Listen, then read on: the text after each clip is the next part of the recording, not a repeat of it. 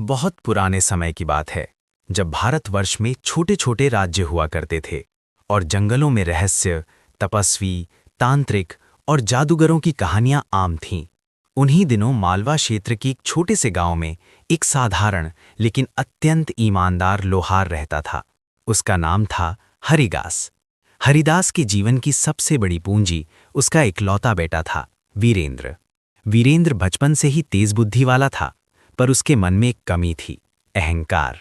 हरिदास दिन रात मेहनत करता, लोहे को तपाता, हथौड़े से पीटता और औजार बनाकर अपना और बेटे का पेट पालता। उसने कभी गलत रास्ता नहीं चुना, पर उसका बेटा धीरे धीरे शक्ति और वैभव का सपना देखने लगा। एक दिन वीरेंद्र अपने पिता के पास आया और बोला, पिताजी, मेरे लिए एक ऐसी कटार बनाइए जिसकी धार दुनिया में सबसे तेज हो। हरिदास चौंक गया। बेटा, हथियार शक्ति नहीं, विनाश लाते हैं। तुम इसका क्या करोगे? वीरेंद्र ने आंखें चुरा ली। बस बनाइए पिताजी, बाकी आप मत पूछिए। हरिदास ने बहुत समझाया, लेकिन बेटे की जिद के आगे झुक गया।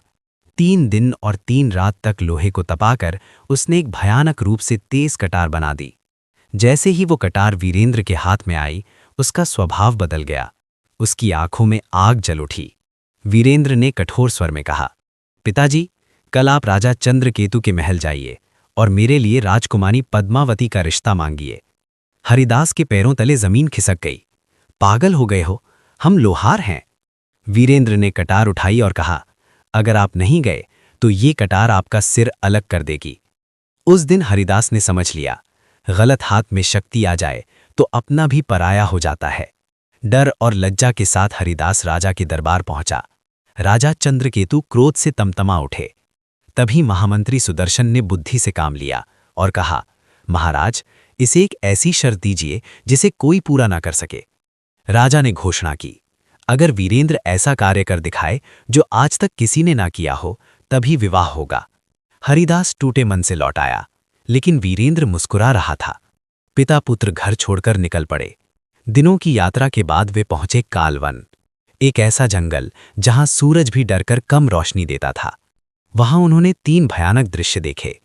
एक साधु जो जलती आग में हाथ डालकर भोजन बना रहा था, दूसरा जो अपने पैरों से अग्नि निकाल रहा था, और तीसरा जो मानव खोपड़ियों के बीच अमृत जैसा रस बना रहा था। तीसरा व्यक्ति था तांत्रिक काल भैरव। उसी ने वीरेंद्र को एक बंद कक्ष में कैद कर दिया। वो कमरा था हड्डियों से भरा हुआ। वीरेंद्र को पहली बार अपने पापों का एहसास हुआ, भूख, प्यास, डर। लेकिन उसी कमरे की दीवार के पार था एक और संसार।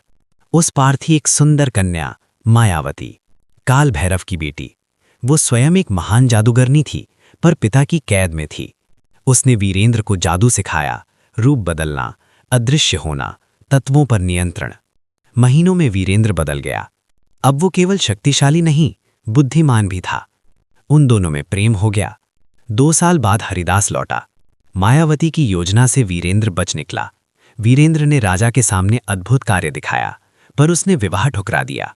उसने कहा, मुझे अब वैभव नहीं चाहिए, मुझे अपने पापों का प्रायश्चित करना है। राजा चंद्रकेतु ने वीरेंद्र को क्षमा किया। वीरेंद्र ने कटार तोड़ दी, पिता के चरणों में गिरकर रोया। मायावती के साथ उसने आश्रम बनाया, जहां शक्ति नहीं, सेवा सिखाई जाती थी। हरिदास और वीरेंद्र जंगल से सुरक्षित निकल तो आए थे, लेकिन भाग्य अभी शांत नहीं हुआ था। कालवन के उस अंधेरे जंगल में बैठा तांत्रिक काल भैरव उस दिन पहली बार बेचैन था। उसकी अग्नि ठंडी पड़ने लगी, मंत्र ठीक से नहीं फूट रहे थे और ध्यान में बार बार एक ही चेहरा उभर रहा था, वीरेंद्र। काल भैरव को सच्चाई का पता चलता है। अचानक काल भैरव की आंखें लाल हो गईं। उसने जमीन पर त्रिशूल पटका और गरजा, वो लड़का जिंदा है। उसने दिव्य दृष्टि से देखा, वीरेंद्र जीवित था और मायावती ने धोखा दिया था। काल भैरव का क्रोध आसमान फाड़ देने वाला था। उसने दहाड़ते हुए कहा, जिसने मेरी विद्या चुराई है, उसे पृथ्वी पर कहीं शांति नहीं मिलेगी। उसने काले मंत्रों से 3 प्रेत योद्धा और एक रक्त पिशाच को बुलाया। आदेश मिला, वीरेंद्र को जिंदा पकड़ो और मायावती को मेरे सामने लाओ। उधर हरिदास और वीरेंद्र तेजी से राजा चंद्रकेतु के राज्य की ओर बढ़ रहे थे। रास्ते में वीरेंद्र को बार बार मायावती की याद आ रही थी। उसका मन भारी था। उसने पिता से कहा, पिताजी, मैं जो था वो गलत था। अगर मुझे शक्ति मिली है तो उसका उपयोग रक्षा के लिए करूंगा। हरिदास की आंखों में आंसू थे। बस यही सुनना चाहता था बेटा। लेकिन तभी हवा तेज चलने लगी, पेड़ झुकने लगे, आकाश काला हो गया। वीरेंद्र समझ गया खतरा आ चुका है। रात के अंधेरे में 3 भयानक प्रेत प्रकट हुए। उनकी आंखें आग की तरह चमक रही थीं और शरीर धुएं जैसे थे। हरिदास डर से कांप उठा। वीरेंद्र आगे बढ़ा और बोला, पिताजी पीछे हट जाइए। पहली बार उसने जादू का प्रयोग किया। उसने मंत्र पढ़ा और खुद को वज्र समान मजबूत कर लिया। प्रेतों से भयंकर युद्ध हुआ। आग, धुआं, गर्जना, जंगल कांप उठा। आखिरकार वीरेंद्र ने तीनों प्रेतों को भस्म कर दिया। लेकिन वो जानता था ये तो बस शुरुआत थी। राजधानी में संकट। राजधानी पहुंचते ही वीरेंद्र राजा के सामने पेश हुआ। राजा चंद्रकेतु चकित रह गए।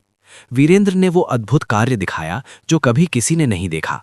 उसने पत्थर को जीवन दे दिया और हवा को रूप दे दिया। पूरा दरबार स्तब्ध रह गया।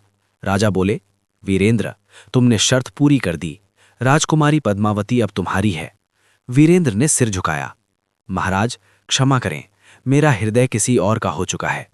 पूरा दरबार सन्न रह गया। उसी रात राजधानी पर भयानक आक्रमण हुआ। काल भैरव स्वयं आ पहुंचा। आकाश फटने लगा, धरती कांपने लगी, लोग भय से भागने लगे। काल भैरव गरजा, वीरेंद्र बाहर आओ। वीरेंद्र समझ गया अब भागना संभव नहीं। गुरु की बलि। अचानक एक उजली रोशनी हुई। मायावती प्रकट हुई। उसने कहा, वीरेंद्र पीछे हटो, ये युद्ध मेरा है। काल भैरव हंसा, तो मेरी पुत्री होकर मेरे सामने खड़ी है। मायावती बोली, मैं अब आपकी नहीं हूं, मैं मानवता के साथ हूं। भयानक युद्ध शुरू हुआ। जादू, मंत्र, अग्नि, आकाश सब टूटने लगे। आखिरकार मायावती ने अपनी पूरी शक्ति बलिदान कर दी और काल भैरव को बांध दिया। लेकिन वो स्वयं निर्जीव होकर गिर पड़ी। वीरेंद्र चीख उठा, मायावती। वो उसे गोद में लेकर रो पड़ा। मायावती ने धीमे से कहा, मैं आजाद हूं और तुम्हारे साथ हूं हमेशा। उसकी आंखें बंद हो गईं। काल भैरव समाप्त हो चुका था। राज्य बच गया। राजा ने वीरेंद्र को राज्य का महामंत्री बनने का प्रस्ताव दिया, लेकिन वीरेंद्र ने मना कर दिया। उसने कहा, मैं शक्ति का नहीं, सेवा का मार्ग चुनूंगा। वीरेंद्र और हरिदास ने मायावती की स्मृति में एक गुरुकुल और आश्रम बनाया, जहां सिखाया जाता था शक्ति से पहले विवेक, जादू से पहले मानवता। मायावती के बलिदान के बाद राजधानी में शांति लौट आई थी, लेकिन वीरेंद्र के भीतर तूफान चल रहा था। जिस शक्ति के लिए उसने कभी पिता को धमकाया था, उसी शक्ति की कीमत उसने अपने प्रेम को खोकर चुकाई थी। मायावती की चिता की राख अब भी हवा में तैरती महसूस होती थी।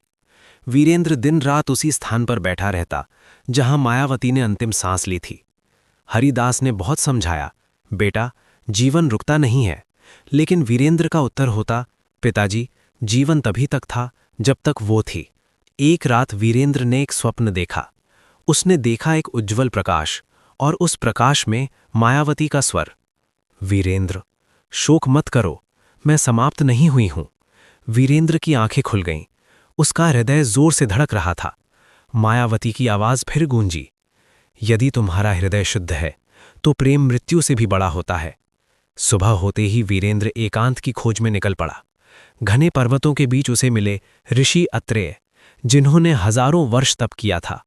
ऋषि ने कहा, तुम जादूगर नहीं, तुम परीक्षार्थी हो। वीरेंद्र ने हाथ जोड़कर पूछा, गुरुदेव क्या मृत्यु को बदला जा सकता है? ऋषि अत्रेय गंभीर हो गए, बदला नहीं, लेकिन चुनौती दी जा सकती है। ऋषि ने बताया, यदि कोई व्यक्ति निस्वार्थ प्रेम, पूर्ण पश्चाताप और अहंकार शून्य आत्मा के साथ यमलोक पहुंचे तो उसे एक प्रश्न पूछने का अधिकार मिलता है। लेकिन शर्त, अगर आत्मा डगमगाई, अगर लोभ जागा, अगर डर हावी हुआ तो वो सदा के लिए यमलोक का कैदी बन जाता है। हरिदास कांप उठा, बेटा ये रास्ता मत चुन। लेकिन वीरेंद्र शांत था। पिताजी मैंने एक जीवन गलत जिया है, अब एक सही निर्णय लेने दीजिए। यमलोक का द्वार। ऋषि अत्रेय ने वीरेंद्र को एक मंत्र दिया। मंत्र पूरा होते ही धरती फट गई। काले बादल, लाल आकाश और गर्जन। वीरेंद्र यमलोक में था, यमराज के सामने। यमराज सिंहासन पर विराजमान थे। उनकी आंखों में न्याय था, क्रोध नहीं। यमराज बोले, वीरेंद्र तुमने शक्ति का दुरुपयोग किया, फिर प्रायश्चित किया, अब क्या चाहते हो? वीरेंद्र ने सिर झुकाया, मैं अपने लिए कुछ नहीं चाहता, मुझे मायावती की आत्मा से एक बार मिलने दीजिए। यमराज मुस्कुराए, यही तुम्हारी परीक्षा है। मायावती की आत्मा प्रकट हुई, पहले जैसी सुंदर, लेकिन अब दिव्य। वीरेंद्र रो पड़ा। यमराज बोले, तुम एक ही प्रश्न पूछ सकते हो। वीरेंद्र ने गहरी सांस ली। सबको लगा वो जीवन मांगेगा, लेकिन उसने कहा, मायावती, क्या तुम मुक्त हो? क्या तुम शांति में हो? मायावती की आंखें चमक उठी। हाँ वीरेंद्र, क्योंकि तुमने मुझे बांधना नहीं चाहा। यमराज सिंहासन से उठे। आज तुमने मृत्यु को नहीं, स्वार्थ को हराया है। उन्होंने घोषणा की, मायावती को नवजीवन मिलेगा, लेकिन बिना जादू, साधारण मानव रूप में, और वीरेंद्र की सारी जादुई शक्तियां सदा के लिए समाप्त होंगी। वीरेंद्र ने बिना सोचे कहा, मुझे स्वीकार है। पुनर्जन्म। धरती पर एक सुबह हरिदास के आश्रम के द्वार पर एक बेहोश युवती पड़ी थी। वही चेहरा, मायावती, लेकिन अब एक साधारण मानव।